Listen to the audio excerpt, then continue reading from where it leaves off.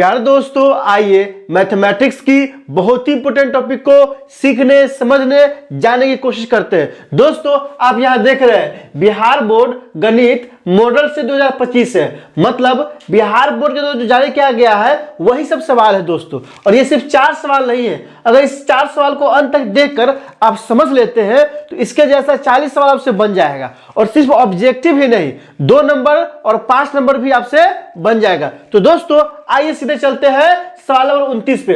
29 कहता क्या है? द्विघात समीकरण x into 2x plus 5 equal to 0 के मूलों का गुणनफल है। ए में क्या दिया है दोस्तों? 5/2 दिया है। बी में क्या दिया है? 0। सी में क्या दिया है? -5/2 दिया है। डी में क्या दिया है? 2/5। तो दोस्तों, कह रहा द्विघात समीकरण के मूल का गुणनफल निकालने के लिए, और गुणनफल का ऑप्शन दिया है क्या होगा। तो सबसे पहले देखिए, द्विघात समीकरण यही ना दिया है। क्या दिया है दोस्तों?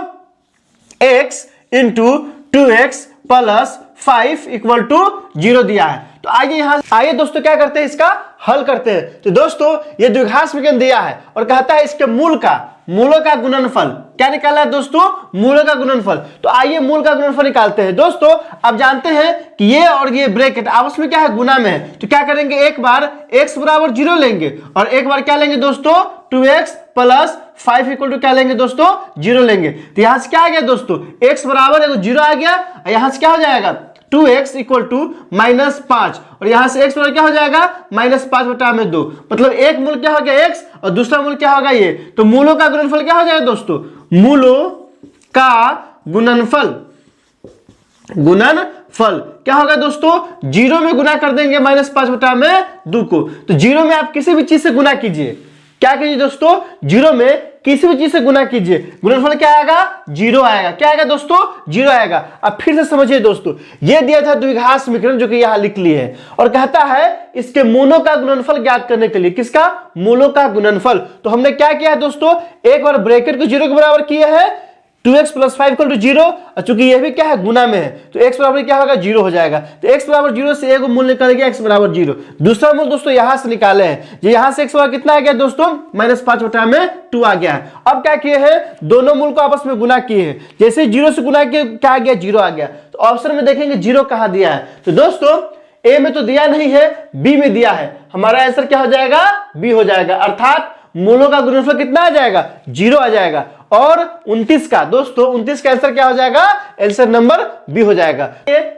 सवाल नंबर 30 देखते हैं। 30 कहता क्या है? निम्नलिखित में कौन सा समांतर श्रेणी में है? ऑप्शन नंबर ए में दिया है 0.2, 0.22, 0.222, 0.222। दोस्तों, ऑप्शन नंबर बी में दिया है √7, √28, √63 और √112। और ऑप्शन नंबर सी में दिया है 2, 4, 8, 16। और डी में दिया है 1/2, 3/2 और 2। कह रहा है चारों में से चेक करना है आपको कौन क्या है? समांतर श्रेणी में है। तो दोस्तों, आपको क्या करना पड़ेगा? चेक करना पड़ेगा एक एक ऑप्शन को लेके। तो आइए ऑप्शन नंबर ए को चेक करते हैं। दोस्तों, कम से कम 3 पद का मालूम होना जरूरी है। तो पहला पद क्या हो गया? दिया हुआ है तो T1 दिया हुआ कितना दोस्तों?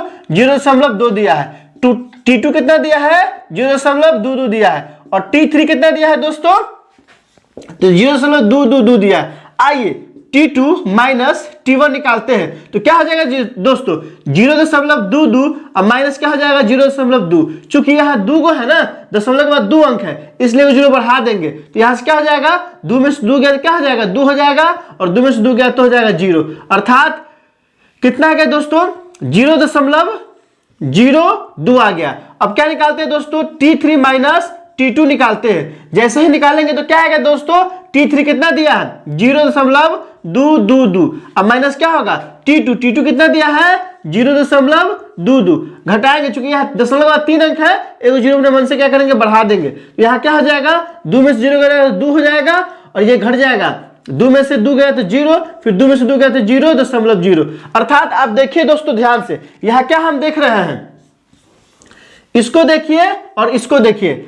T2 माइनस T1 और T3 माइनस T2, क्या ये दोनों बराबर है? अब देखिए, यहां जब अंतर किए हैं तो 0.02 आया है, और यहां क्या आया है? 0.002 आया है। ये दोनों बराबर है? ये दोनों बराबर नहीं है। चूंकि यह दोनों बराबर नहीं है, इसलिए क्या होगा दोस्तों, ये समांतर श्रेणी में नहीं होगा, ये समांतर श्रेणी में नहीं होगा। 30 का ए क्या है, समांतर श्रेणी में नहीं है। आइए ऑप्शन बी को चेक करते हैं। बी में क्या दिया है, तो T1 क्या हो जाएगा, √7 हो जाएगा दोस्तों।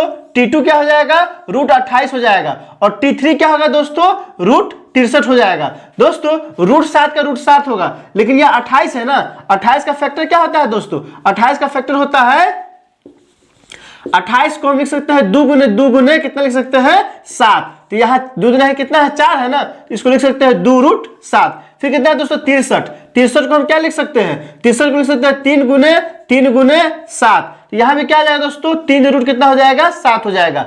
अब दोस्तों आइए क्या निकालते हैं, T2 माइनस T1 निकालते हैं। तो T2 कितना दिया है, 2√7 दिया है। अब माइनस T1 कितना दिया है, √7।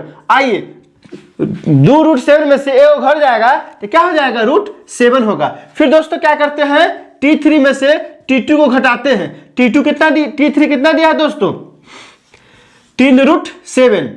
T3 कितना दिया है, 3√7। और T2 कितना दिया है दोस्तों, तो T2 दिया है -2√7।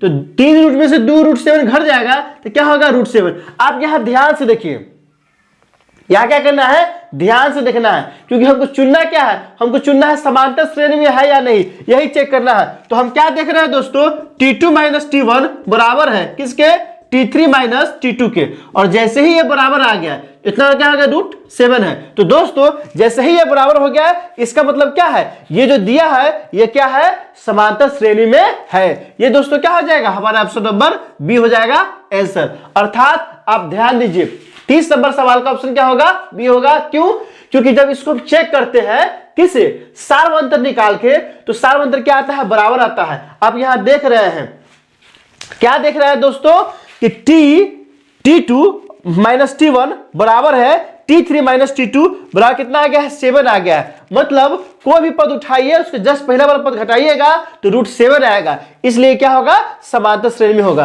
अर्थात 30 का आंसर क्या हो जाएगा, बी हो जाएगा।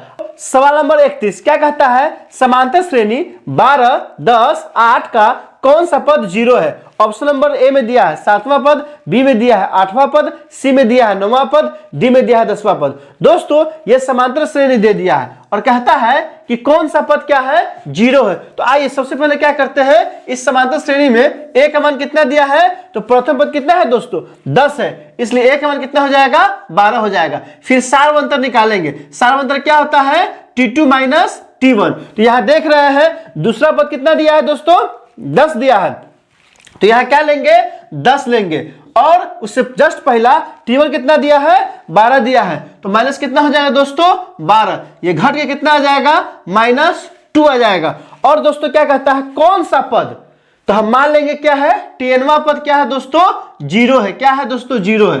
तो यहां क्या निकालना है, n का मान निकालना है। दोस्तों आप एक चीज ध्यान दीजिए, यह सवाल आपको जस्ट 2 नंबर में पूछ सकता है। ये जो सवाल दिया है समांतर श्रेणी, तो ये 2 नंबर में पूछ सकता है। जब 2 नंबर में पूछेगा तो बिल्कुल आप ऐसे ही बनाइएगा, इसलिए इसे अंत तक देखिए और अपने दोस्तों के बीच भी शेयर कर दीजिए, ताकि उनका भी 2-4 नंबर बढ़ जाए। तो दोस्तों आइए, फॉर्मूला क्या होता है, Tn वाला फॉर्मूला होता है a plus n minus 1 into D. तो दोस्तों Tn का मान क्या है, 0 है, तो 0 बराबर हो जाएगा, a का मान कितना दिया है, 12, अब प्लस n का मान तो निकालना है -1, और d का मान कितना दिया दोस्तों, -2। तो यहाँ क्या हो जाएगा, -2। चूंकि यह क्या है दोस्तों, प्लस में है, इस पर अगर क्या आएगा, माइनस में आ जाएगा। तो यह क्या हो जाएगा, -12 बराबर क्या हो जाएगा, n -1 इंटू क्या हो जाएगा दोस्तों, -2।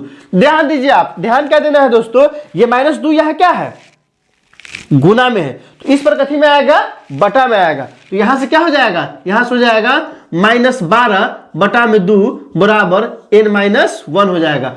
अब देखिए दोस्तों, यह 2 से कट जाएगा, चूंकि यह माइनस है ना, तो माइनस माइनस क्या हो जाएगा, प्लस हो जाएगा, और 2 से कटेगा 6 बार में। तो यहां से क्या हो गया दोस्तों, 6 बराबर n-1। अब देखिए दोस्तों, चूंकि n का मान निकालना है ना, तो ये माइनस में है, इधर आएगा क्या आएगा, प्लस में। 6 पहले से मौजूद है, अब +1 कितना हो जाएगा, बराबर n हो जाएगा। तो 6 में 1 को जोड़ दीजिएगा तो कितना हो जाएगा, 7 बराबर n। अर्थात n का मान क्या आ गया दोस्तों, 7 आ गया। मतलब क्या है, ये जो 7वां पद है ना, वही क्या है, 0 है। जो सातवां पद है वही क्या है, 0 है। आप अच्छे से इसको देख लीजिए और कॉपी पे नोट कर लीजिए। ऐसा ही सवाल हूबहू आपको 2 नंबर में और 5 नंबर में भी आता है। तो यही कंसेप्ट, यही समझा हुआ आपको एग्जाम में काम आएगा। तो दोस्तों सातवां पद यहाँ क्या है, 0 है। ऑप्शन में सातवां पद देखेंगे, ऑप्शन में सातवां पद कहीं दिया है, देखिए ना option number A, option number A में ही क्या है दोस्तों, सातवां पद है, अर्थात 31 का आंसर क्या हो जाएगा, ए हो जाएगा। सवाल नंबर 32 कहता क्या है, समांतर श्रेणी -5 -1 3 और 7 का सार्व अंतर है। ए में दिया है 4, बी में दिया है -4, सी में दिया है 3, डी में दिया है -6। दोस्तों यहां सार्व अंतर निकालना है। तो दोस्तों सार्व अंतर निकालना बहुत ही आसान है, आप तो जानते हैं। सबसे पहले यहां देखिए एक T1 के मान कितना हो गया, T1 हो जाएगा, इसका पहला पद क्या है दोस्तों, -5 इसका पहला पद, तो यह -5 हो जाएगा। फिर यहाँ T2 देखिए, T2 क्या हो जाएगा दोस्तों, मतलब समांतर श्रेणी का दूसरा पद -1 है, तो यहाँ क्या हो जाएगा दोस्तों, -1। सार्व अंतर क्या हो जाएगा फॉर्मूला दोस्तों, तो सार्व अंतर बराबर क्या होता है दोस्तों, सार्व अंतर होता है T2 - T1। तो T2 कितना है दोस्तों, -1 है, और T1 कितना है दोस्तों, -5 है। तो यहां क्या हो जाएगा, -1 माइनस माइनस प्लस कितना हो जाएगा, 5। 5 में से -1 घटेगा कितना आ जाएगा दोस्तों, 4। अर्थात सार्व अंतर कितना आ गया दोस्तों, 4 आ गया। 4 किस ऑप्शन में दिया है, आप ध्यान दीजिए, तो सिर्फ 4 दिया है, पहला ही ऑप्शन नंबर ए। तो हमारा आंसर क्या हो जाएगा दोस्तों, 32 का ए। तो दोस्तों इसमें कहीं कोई दिक्कत हो तो आप कमेंट करके हमें बता सकते हैं। डिस्क्रिप्शन में हमने समांतर श्रेणी का प्लेलिस्ट लगा दिया है, और थ्योरम का प्रमेय का जो 5 में पूछता है उसका भी प्लेलिस्ट लगा दिया है, उसे भी जाइए देखिए। दोस्तों वीडियो अच्छी लगी तो लाइक कीजिए, मेरे चैनल को सब्सक्राइब कीजिए और ज्यादा से ज्यादा शेयर कीजिए। बहुत बहुत शुक्रिया।